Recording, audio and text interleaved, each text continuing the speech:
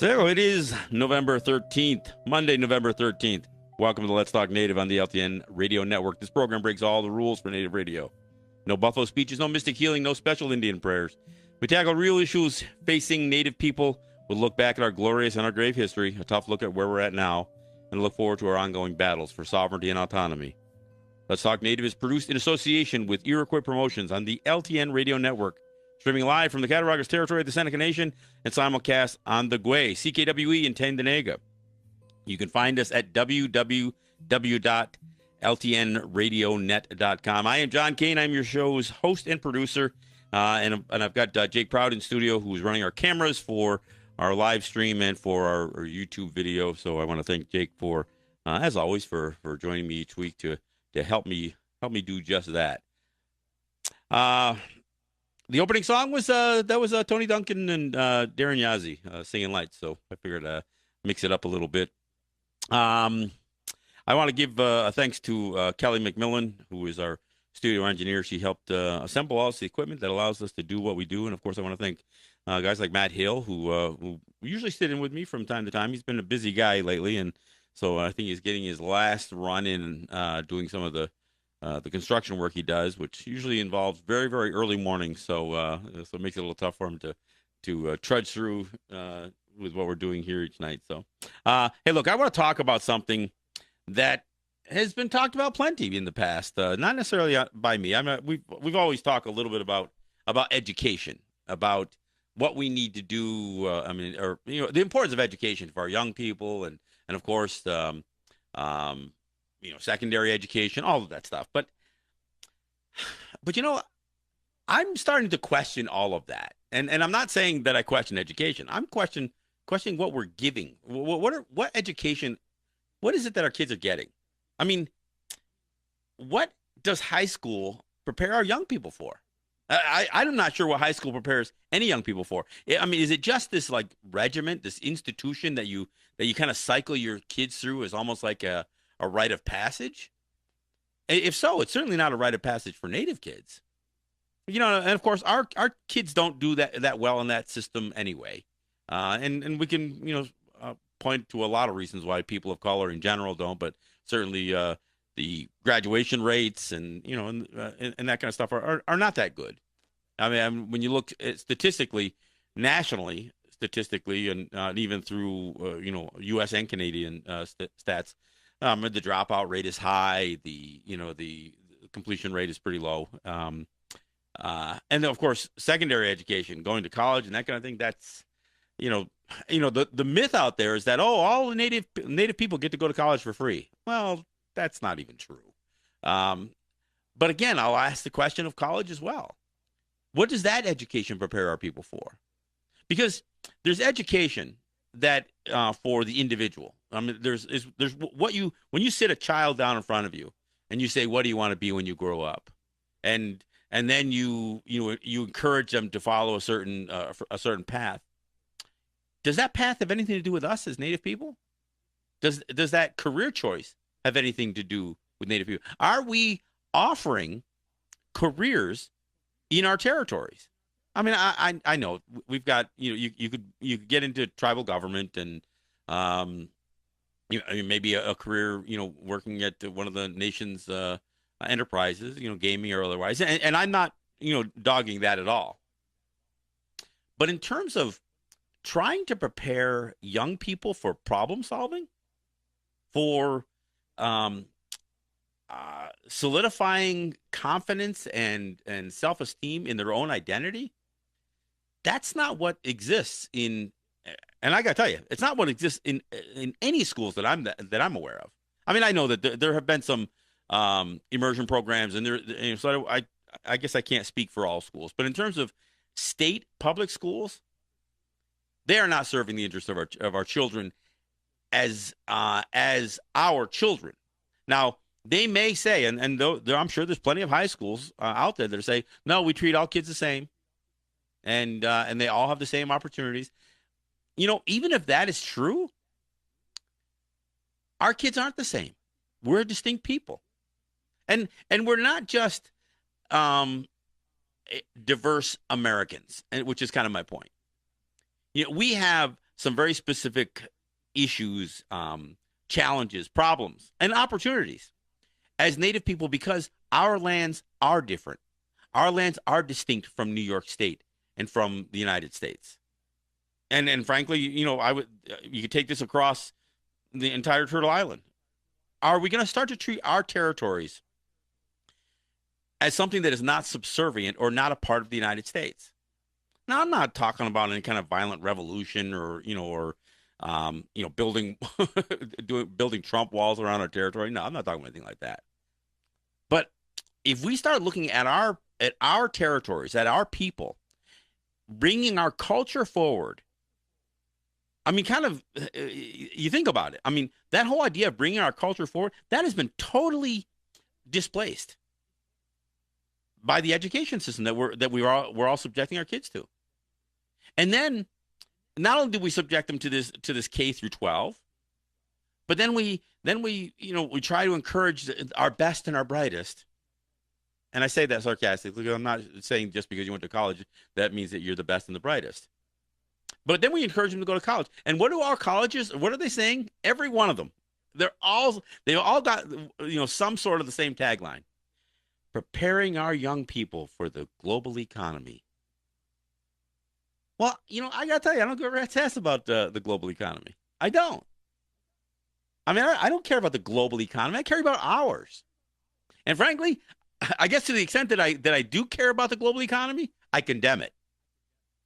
Because I condemn capitalism, whether it's communistic capitalism out of controlled, economies like in China or Russia, or whether it's the so-called free market that isn't so free in the United States or other countries. No, it is a very exploitive system.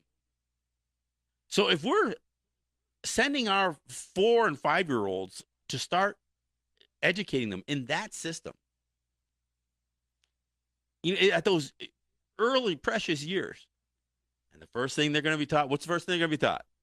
They're going to say, stand up and start reciting the Pledge of Allegiance. The first, other than ABC, remembering your ABCs, among the first narratives that our kids are taught to memorize is the Pledge of Allegiance to the flag, even though they have no idea what it means, and they may not say all the words right. One nation invisible, or whatever they say, instead of indivisible. I mean, that serves nothing for us. That does nothing for us. Now, I'm not saying this to be anti-American, but let's face it, the American system isn't working for Americans. I mean, and it sure as hell isn't working for us. Now, I know this idea of doing some sort of radical change and radical departure in the systems of educating our children sounds radical, but it's necessary. Now, I'm not saying we're gonna let's yank all of our kids out of the public schools tomorrow, but a friend of mine who's on council suggested even to the Seneca Nation Education Department one day. He said, we need to raise activists. We need to teach activism. And the words that were heard were not the words that were said, because the way that was interpreted by the ears that heard it was, this guy's promoting radicalism. Activism isn't radicalism. Activism is being active. It's about solving problems. It's about recognizing the problems. And again, what's my friend Lier Keith, what he says: the task of an activist is not to navigate the systems of oppression, of oppressive power with as much personal integrity as possible. It is to dismantle those systems. Well, you can't dismantle something without having something in its place. So if you know that there are oppressive systems out there, and there are, and everything from from the racism that's tied to to employment, to the the racism tied to the justice system, to everything. I mean, the system is rigged against our people. That's why we are at the top of every list you don't want to be on, and the bottom of every list you don't want to be on. We lead the country in poverty. Our territories do. Maybe, I'm not saying Seneca Nation does, but even Seneca Nation. I thought I saw someplace that said that 30% of the Senecas are considered below the poverty line. No, I don't even know if that's true, but I remember reading that in the newspaper someplace. So, I mean, I don't know who, frankly, I don't know who determines what the poverty line is either. But regardless, see, and I again, just the idea of being measured against their standards is part of the issue. So rather than being consumed by, raising our numbers, so when we're counted next to white people, we can say, "Oh, see, we're not 30%. We've decreased the percentage below the poverty line." I don't care about that. I'm talking about quality of life. Now, look, I'm not saying, that our kids should not meet certain educational standards. The STEM fields, the science, technology, engineering, math. No, by all means. But I also think history is important. But the history our kids are being taught isn't. Most of it isn't even true. I mean, like I said, they're still teaching little kids that Pocahontas saved Captain John Smith's life. They tell these stories of happy little pilgrims and happy little Indians. They don't talk about, King Philip, who was the Massasoit son, being at 12 years old, being the chief, and being decapitated by those pilgrims, and having his head impaled and stuck on a pole outside a village as a warning, as a message to Native people. No, they don't tell that story at Thanksgiving time. And I'm not saying that we should teach that to our kindergartners either, our 5-year-olds. But there comes a time that our kids do need to know the history. This past weekend, a group, and there were a bunch of Native people in regalia and ribbon shirts and all kinds of stuff, who headed out to Canandaigua to celebrate Canandaigua Treaty Day. And of course, and they pull out the wampum belts. They have nothing to do with it. The George Washington belt. And they're going to praise, and I've heard it said over and over again by prominent Native speakers. Oh, this is the Seminole Treaty, not Seminole, but this is the ultimate treaty ever signed by the United States and the Haudenosaunee. This is the treaty that established the relationship between the Six Nations and the United States. There's not an aspect of that treaty that's being followed today.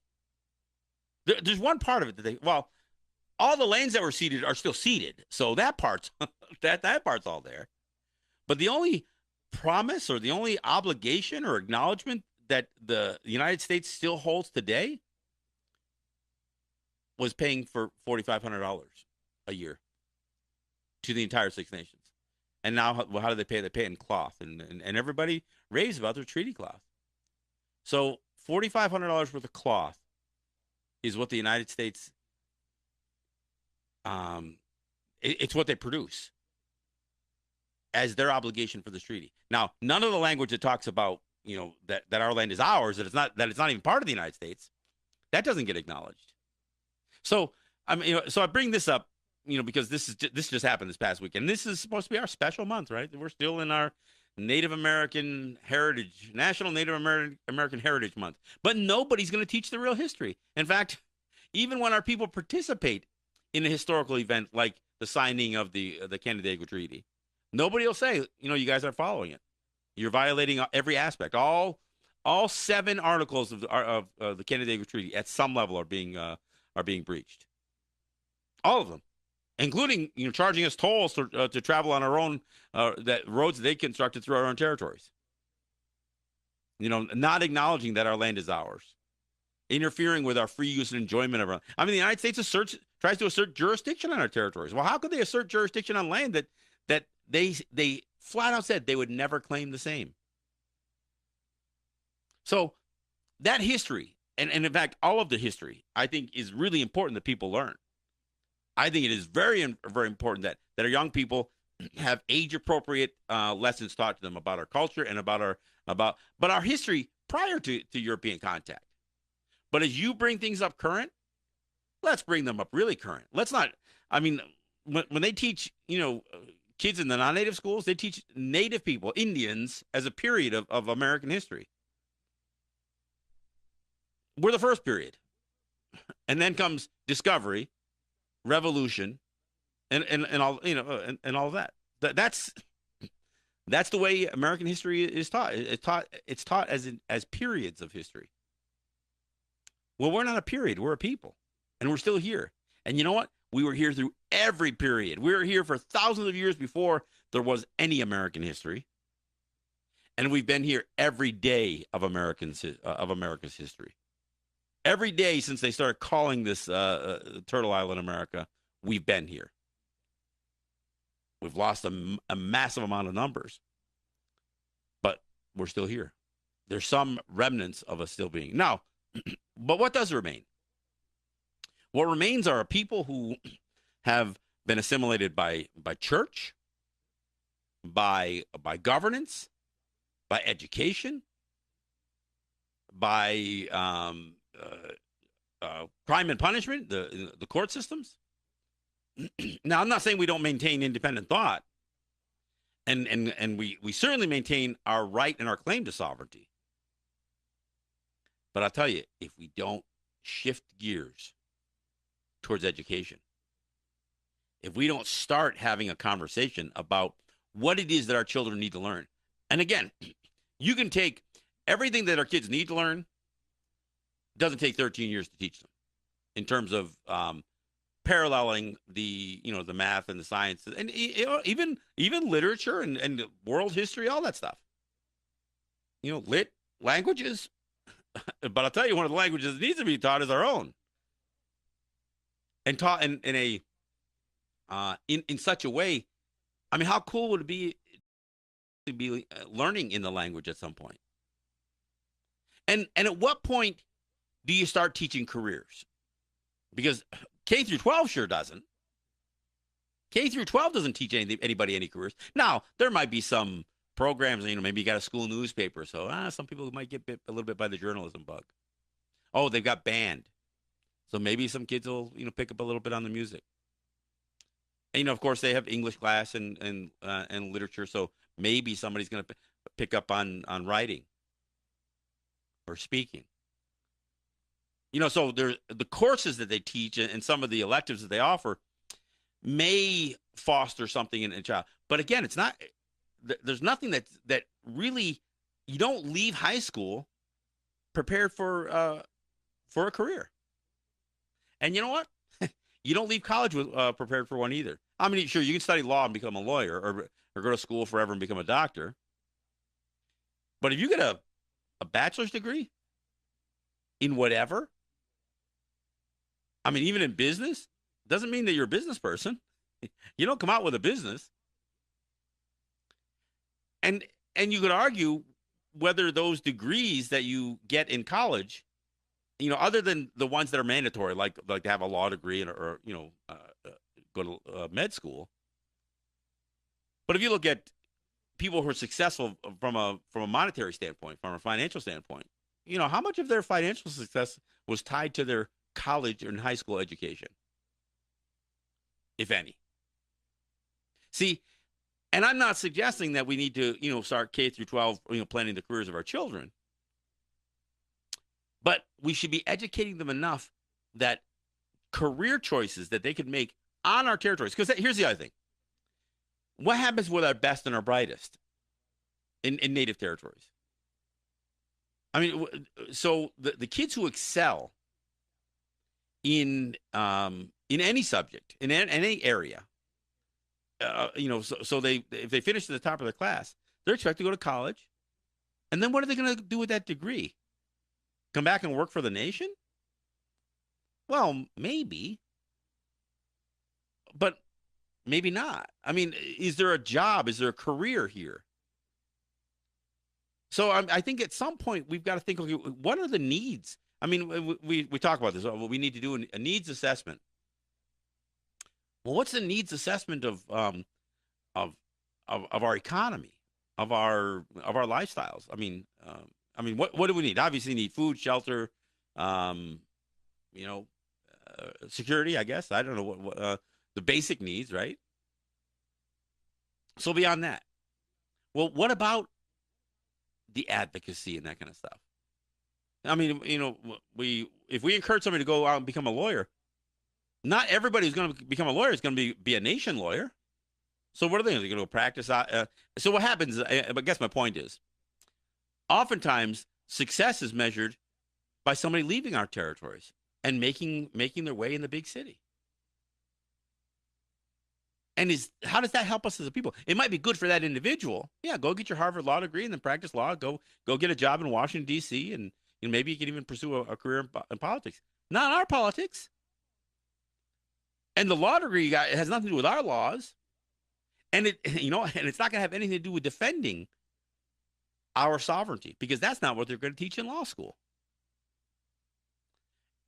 And the court system, that you're going to have this law degree that'll allow you to practice, or take the bar exam to practice in that system. That system is skewed against us. So what's the court that matters? I'll tell you, the court that matters is the court of public opinion. We need advocacy. We need people doing what I'm doing here, and many of them. We need people who can get on, who can write, who can speak, who can be advocates, who can do the work of public relations, of communication. We need media and communications folks, because it is that court that matters most, not state court, county court, federal court. And there's no world court that'll even have us, so if we can forget that, right? But the court of public opinion, I'm again, I don't necessarily praise and rave about the United Nations as an institution. But what I do say is the United Nations represents a forum or a platform for us to reach the rest of the world with our messages. But even that we're not doing. We're not teaching our kids to say, look, here's what we have to use the UN for. No, we don't even do that. The same tired faces are down there every year saying the same things. Nobody's really holding the United States accountable. And I'm not saying the United Nations can do that, but we're not even holding them accountable. So when I think about who we are and what we need to do with our young kids all the way up through, and not even just, college-bound, teenagers or 20. I'm talking about people all the way through their whole lives. We should have the opportunity and the support system. And I'm not saying the Seneca Nation needs to do it, or the federal government needs to do it, or I'm not even saying who needs to do what. What I will say is we need to understand that our territories are distinct and that our people are distinct. And we need to be educating our kids for that distinction. Sure, educate them about the rest of the world. I mean, I don't want our kids to be, to grow up to not be aware of what's happening. But most people don't even, in the United States, they couldn't even tell you, they couldn't tell you where Vietnam is, where North Korea is. They'd be lucky to tell you where Japan is on a globe or on a map. And those are the easy ones to find. Forget about the countries that, that have only come into existence in the last 50 years. Countries in Africa, forget about it. You'll never get, you couldn't get most Americans to identify which country, any of the countries of Africa. So, I mean, my point in what I want to talk about today was just that. We need to rethink what education should be. And right now, whether we got to supplement what they're being taught in public school somehow. I mean, I think the programs that we're trying to introduce in the schools, the problem is the schools may not approve of what needs to be taught. I mean, the idea of teaching our kids to be activists. I mean, there were people here in Seneca Nation that got scared by that prospect, let alone people in the school districts around here. My friend Shawnee Rice, who co-hosts with me in New York, she got arrested today. She and a friend of hers climbed the flagpoles out in front of the Chase building in Manhattan, and halfway up the pole, and they hoisted this huge banner that says Chase is number one in Wall Street and in tar sands, oil, pipelines, and climate change. And so they were making it. Now, I'm not saying that we need to teach our kids to climb flagpoles in the city and get arrested. But you know what? Maybe we do need to teach our kids how to engage um, in protests, demonstrations, rallies, how to be effective. How do we use social media for this stuff? I mean, how do we get our kids to communicate? I mean, they're better. I mean, they're doing it anyway, but how do we give them reason and cause? Let them be the rebels with a cause instead of the rebels without a cause. Because I'll tell you, that kind of education, that kind of encouragement is what's going to change the way our kids look at themselves. And it's going to change their commitment in what their identity represents. I mean, I got to think in a lot of native territories, our kids have very little hope for the future. Their prospects for happiness and growth and comfort and quality of life is not something that they see. And they don't see it in the near term or the long term. So what happens? They make choices based on the short term, the shortest possible, the instant gratification. That's how we end up with substance abuse issues. That's how we end up with teen pregnancies. That's how we end up with this stuff, because we're not teaching our kids about the future and the role and the empowerment that we need to provide to them to shape that future. We're not telling them what we did wrong. Instead, oftentimes we look at our kids like, man, what happened to this generation? We put them down. Man, I don't want to be a part of that. I don't want to be a part of that. We need to empower our kids. And you know what? We need to ask them before they have what may be some of the best ideas drilled out of their heads because of being put into this, instead of before a round pegs get jammed through square holes of state education systems. We need to ask them. And maybe we need to ask them very, very young before they start being shaped. And I'll tell you, it isn't just school that's assimilating our kids. It's everything from, the cartoons they watch on TV to the toys that are being sold and, just everything, the media around them, their tablets, all that stuff. But we're not providing alternatives. So this is a conversation that when people talk about education, they don't talk about this. So that's kind of why I wanted to present, maybe a radical departure in how we even view education. Hey, look, we're at the bottom of the hour. You know what? I'm going to play a couple of Jeff Doreen tunes because I think the idea that our language works. It works not only to communicate in the oldest of ways, but you can even bring it forward and apply some of this music and our words and our concepts to something as conventional as Beatles tunes.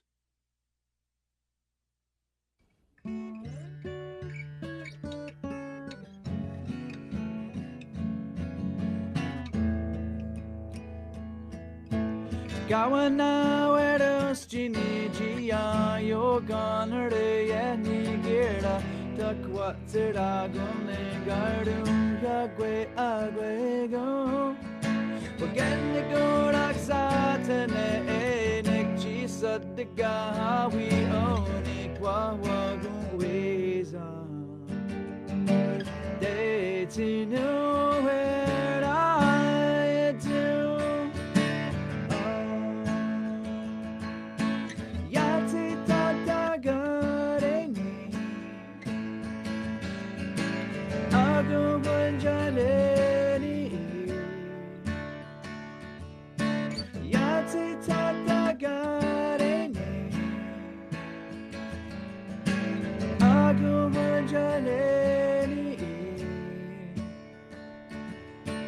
Yori hasir askat den you day noon yakwa you get me go ragwen yes yagen garden yagwe agwe go Gana tu you was chini jidio where then you ska hitun sera takwa sera gone garu yagwe agwe go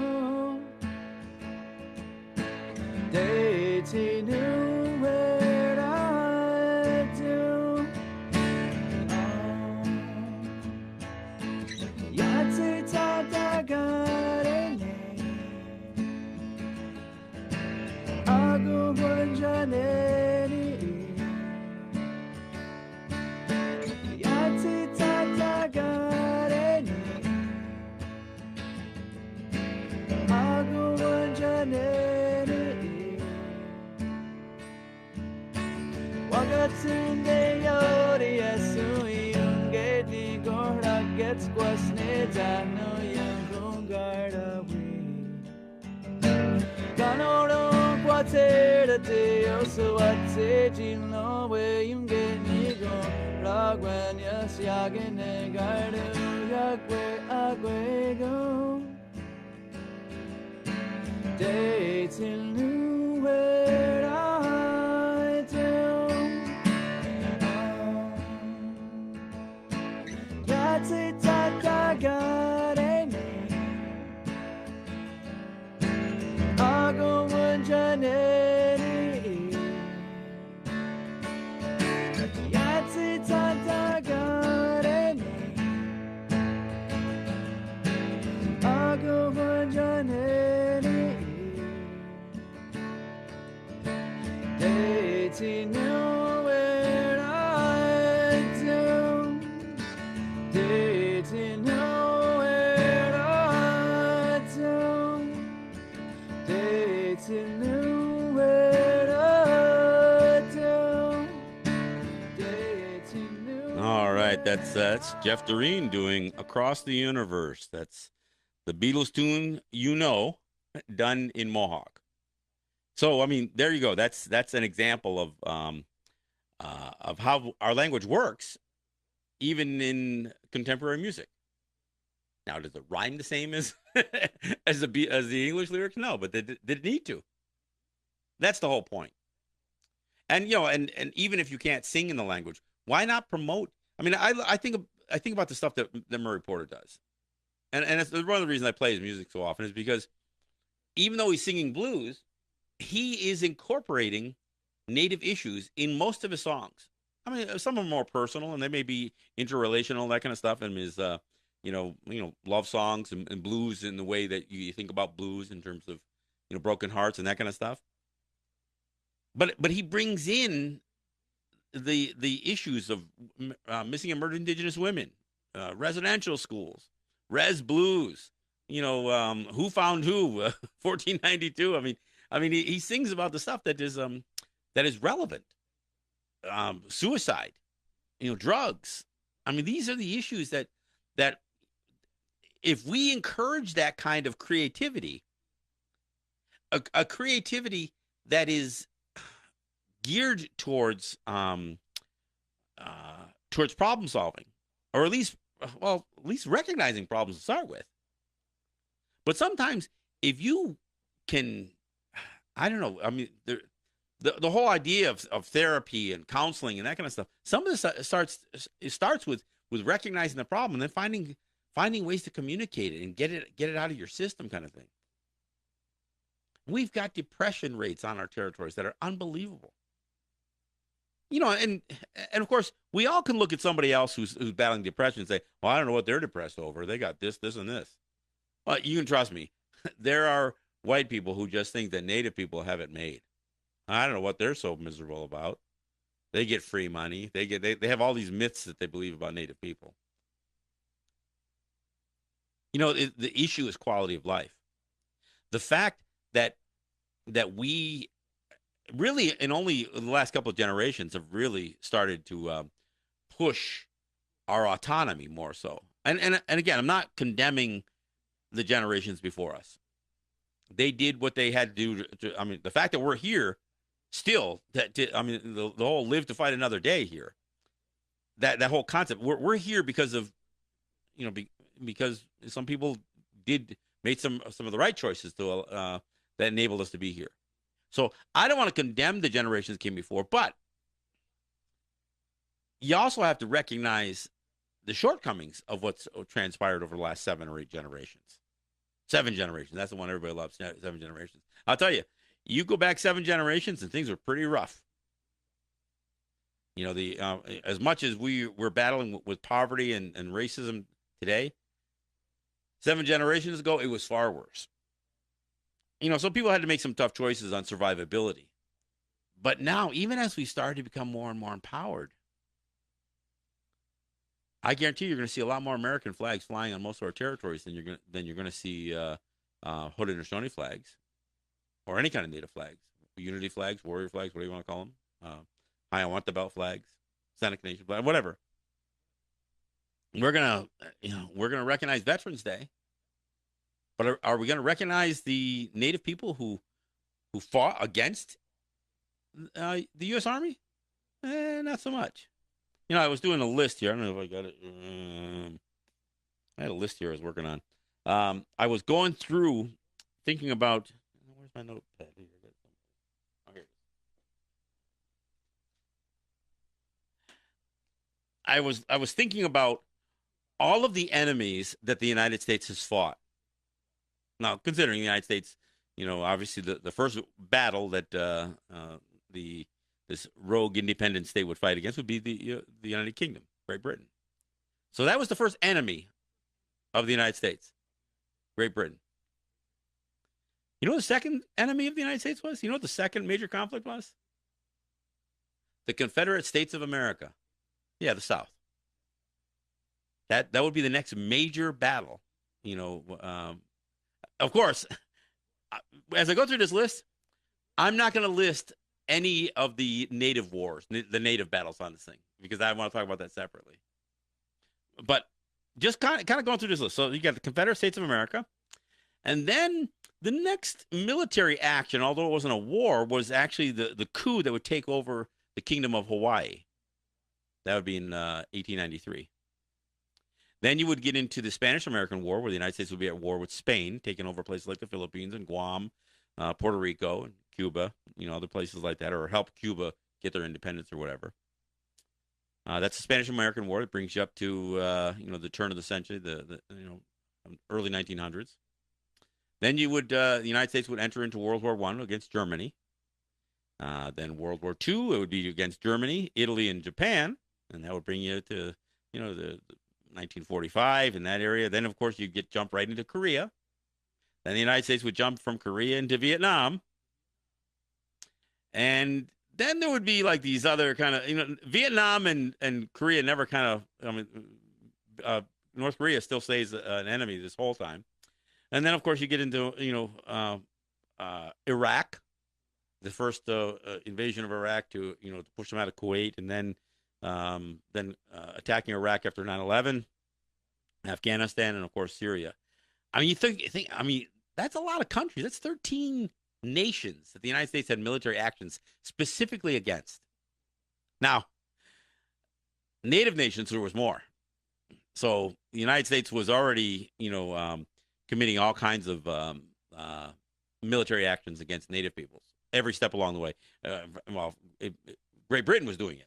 The Pilgrims and Jamestown, and all of those early conflicts as a part of their colonial period, and it would continue. I mean, and the troops from both the South and the North, from the Civil War conflict, they would all be engaged in the quote unquote Indian Wars.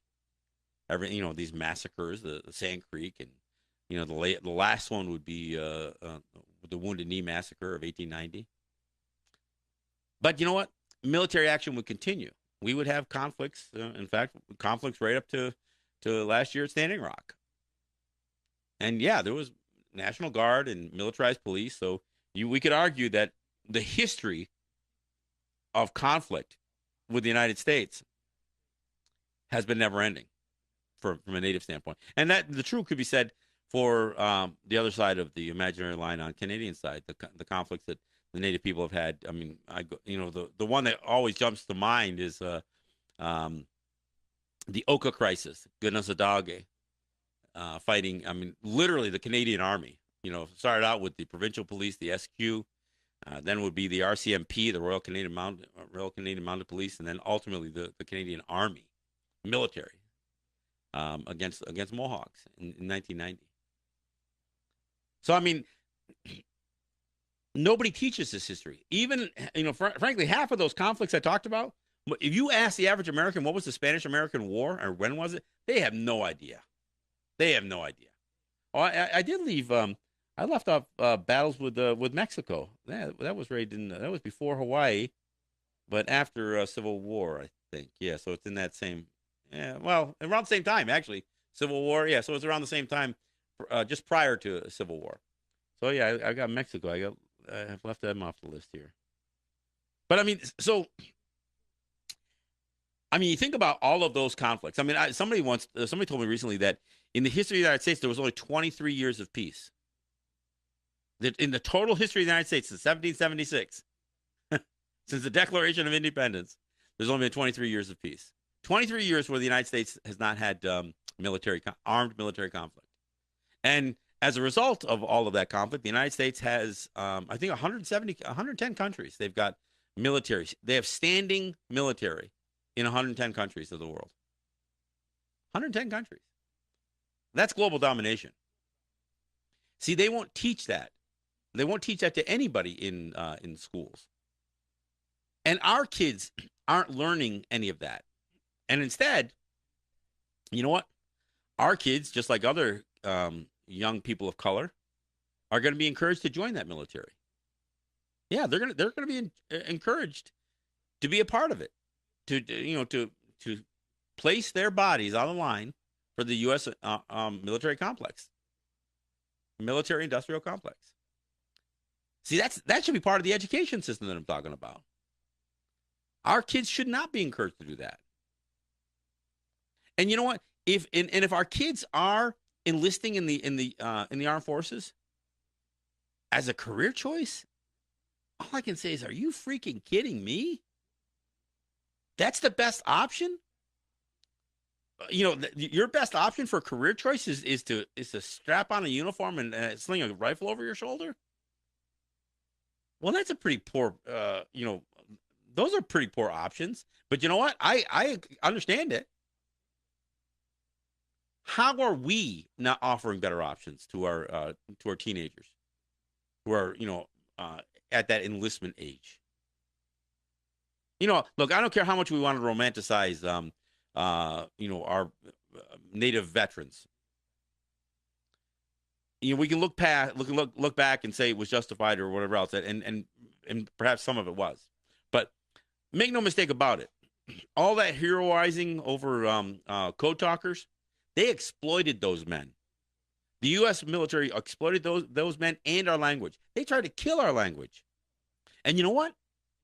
The fact that they almost eradicated our language made that language even more valuable to them as a code for code talking. So I mean, even considering that is enough to make your mind explode. So, look, I'm not going to condemn people who have served in the past. And I'm not even going to condemn the people who are currently serving, because I'm trying to look forward here. But if we're telling an 18-year-old kid that your best option is to enlist in military service of the United States, then what were the options we gave that we passed by for that? What were the bad options if that's the good option? We need to provide better options. I don't care if we've got to develop our own, First Nations Peace Corps. Whatever it is. I mean, our kids should be learning in school, high school, as teenagers. They should be learning about gardening, farming. They should be learning about agriculture. They should be learning about sustainable energy. If a kid graduates from high school and they don't know how a solar panel works, then shame on us for not making sure they know how. We could be building, tiny homes and off-grid houses, and we could be doing so much more. And this kind of education is an education for the future, because things are not going well.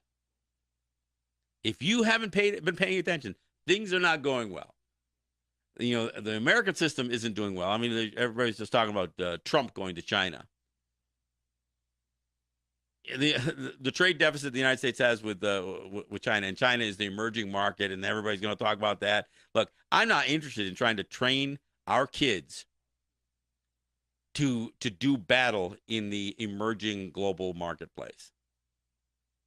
No, no, and if that's what we're trying to prepare, so we're not going to do that. But we'll strap a soldier's uniform on them. And I have heard veterans in the past say, I joined the military because it gave me a chance to see the world. Well, for all these people who got out and saw the world, what about that worldly knowledge that you gained? What did you learn from that? Because if you came back and you're all up in America, yay America, after that experience, I mean, I would have thought if you had a chance to travel the world, but you have to understand, yeah, you got to travel the world in the military, but you already had gone through some indoctrination to do it. They had to prepare you for that travel. They had to get inside your head, and they had to change who you were. And of course, deprogramming that is a bit of a challenge afterwards. See, and that's my whole point. We should be doing something, and I know we could do more with summer programs. I mean, there's a couple of months, throughout the course of the year that we do, but maybe we need to do more than that. Look, I am all for building our own schools on our territories. I absolutely, I'm all for that. And I'm not even against our schools, playing sports against the non-native schools. In fact, that might be kind of fun. But my point isn't to stack up our schools against their schools. I'm not talking about academic competitions, or I'm not even that obsessed over the sports stuff. There's enough of our own athletes to compete in our own sports. But that aside, I think that our schools should be geared more towards creating sustainable futures. And the whole idea of educating our kids is to build a stronger people, not just to create an opportunity for the individual. It's kind of like the adoption thing. How many times did they say, well, that child was taken from a bad home, and now that child's going to be raised by white people.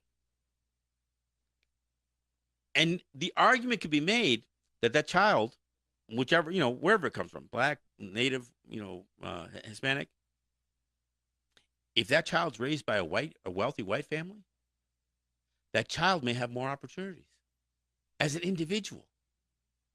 But that child will not be a part of the community that he comes from. To me, some of that unravels us, and not just about assimilation. Look, I hear that's why the 60s scoop and the whole residential school stuff and the disproportionate amount of Native kids that are still being yanked out of homes in spite of the Indian Child Welfare Act and that kind of stuff. There's still kids that are being taken out of their homes. The reason what we have to balance is, if you're going to try to assess the standard by which a child's life is going to be improved, but you're only going to measure it against white society, then yes, that child might have a better life, a better opportunity to be raised as a white child in spite of the color of his skin, and have all of those resources that a white family can provide. But that doesn't do anything to promote a people. So we get into this battle about what's good for, I mean, that's arguably what people would say about our education system right now. Well, if our kids can go to the public school and do well, then they're gonna have better opportunities. Yeah, they're gonna have opportunities in that system, not opportunities back home. And the fact that we're going to put standards on our kids based on the outside, not on how we raise our kids to have, I mean, you want to talk about financial literacy? What is financial literacy? This idea of teaching our kids how to spend money when they turn 18 or 21 or 24 or 25 or whatever else. And that's not just a Seneca issue.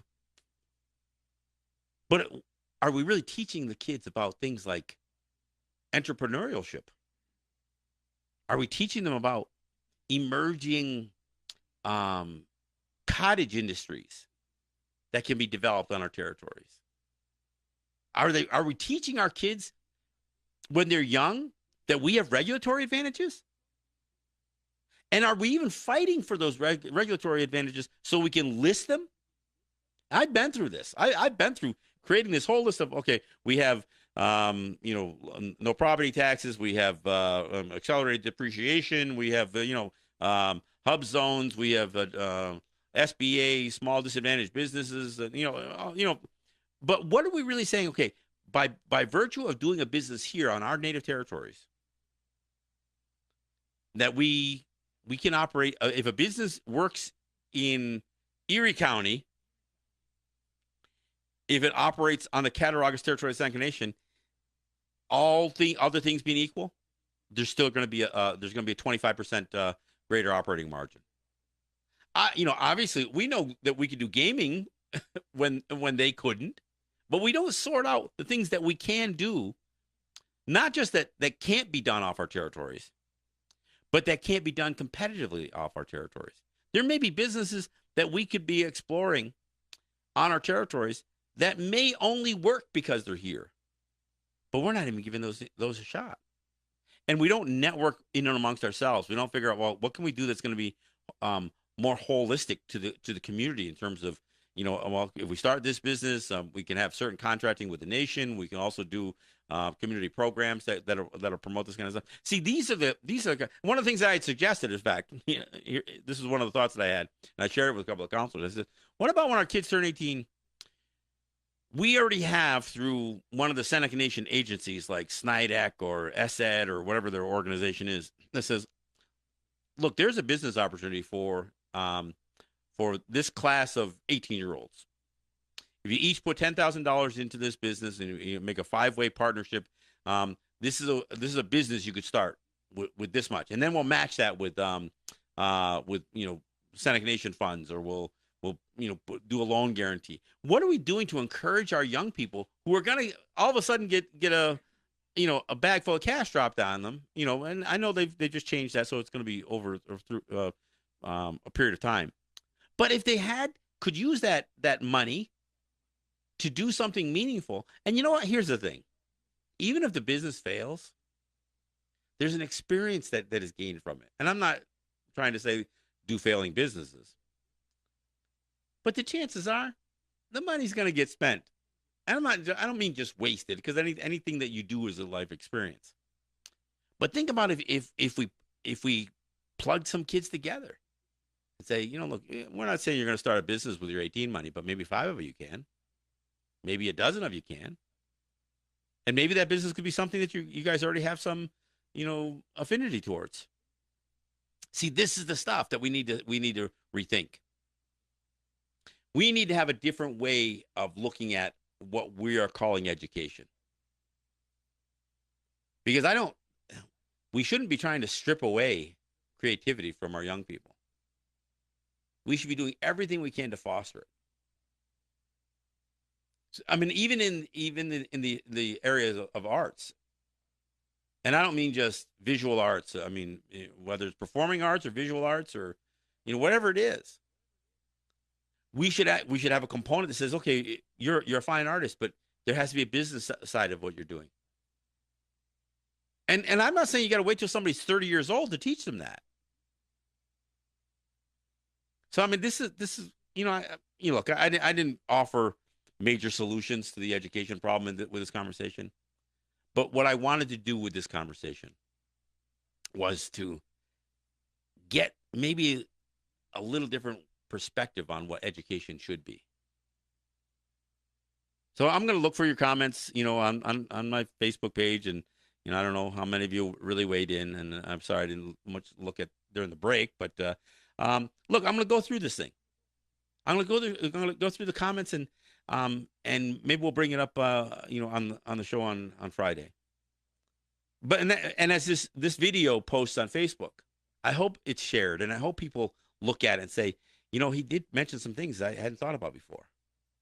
So that's what I'm hoping. That's what I'm hoping we can have more of a conversation about the direction that we lead our young people in. I mean, I don't have kids to raise anymore.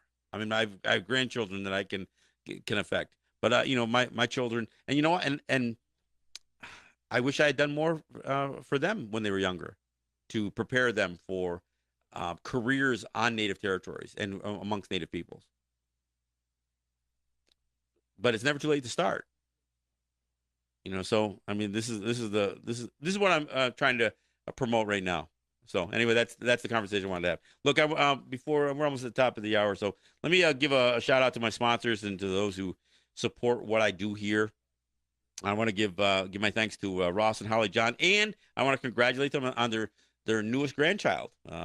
Frank John had his baby boy, well, and his wife Vanessa. So Benny Jean John, welcome to the world. So I want to again congratulate Ross and Holly John on the new grandchild, the new grandson. But I want to thank them for supporting me and the work that I do here, and give my appreciation to Ross and Holly and the RJE family of businesses. I want to thank Eric White and ERW Enterprises for supporting the work that I do. I want to thank individual friends that contribute and help. Folks like Ed Schindler and Cynthia Trice and Neville Spring and Sugar Montour and the Seneca Nation themselves. I want to thank all of you who have helped even in the past, because every day, every week, I needed, to see to the next week, especially when I was doing commercial radio. I needed the support. I needed folks to help pay for my airtime. We are solidly into our 8th year, and couldn't have been here without the support from the community and especially Seneca territories, Tonawanda and Cattaraugus and Allegheny. I can't thank you guys enough for supporting the conversations that I'm trying to have here. Look, I also want to thank Unity Stream and Apache Radio Net for providing our streaming. I want to thank CKWE for both the simulcast and the rebroadcast, as well as Netroots Radio, Real People's Media, and Indigenous Resistance Radio for carrying and promoting Let's Talk Native on their networks. And I also want to thank all of you who share the program. You share this the live feed here on Facebook Live. You share the SoundCloud audio postings that I put up, and some of you are sharing the YouTube videos. I encourage you to check out our YouTube channel, Let's Talk Native TV. That is, it's among the easier ways, because it's sharing a Facebook post is only works if you've got Facebook. If you join or subscribe to our YouTube channel and check us out on YouTube, the Let's Talk Native TV, you can share those videos on any platform. And so there's just more of an opportunity there. So and of course we do other things. We do shorter videos, and we haven't done one in a couple of weeks. I know we had a lot of activity over the last few weeks. So we'll get back in front of the camera and do a few of those here coming up soon. So again, I want to thank all of you who've supported the program and promote the program. So I can't say enough about how much I appreciate that. Look, we'll go out with one more Jeff Doreen tune. If you familiar with Blackbird, here's Jeff Doreen's version of Blackbird in Mohawk. Sego, we'll see you.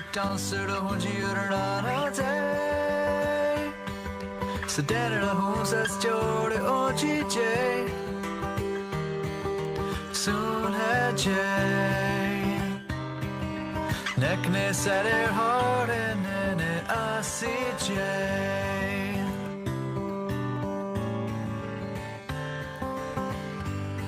Chitan sura hujirna hote Desgara ge asatkato Soon haje Nekne sader hare sada devani Chita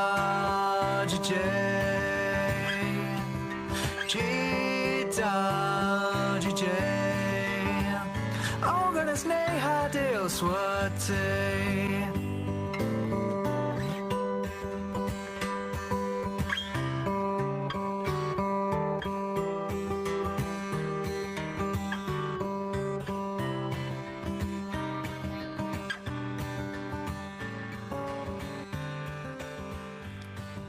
G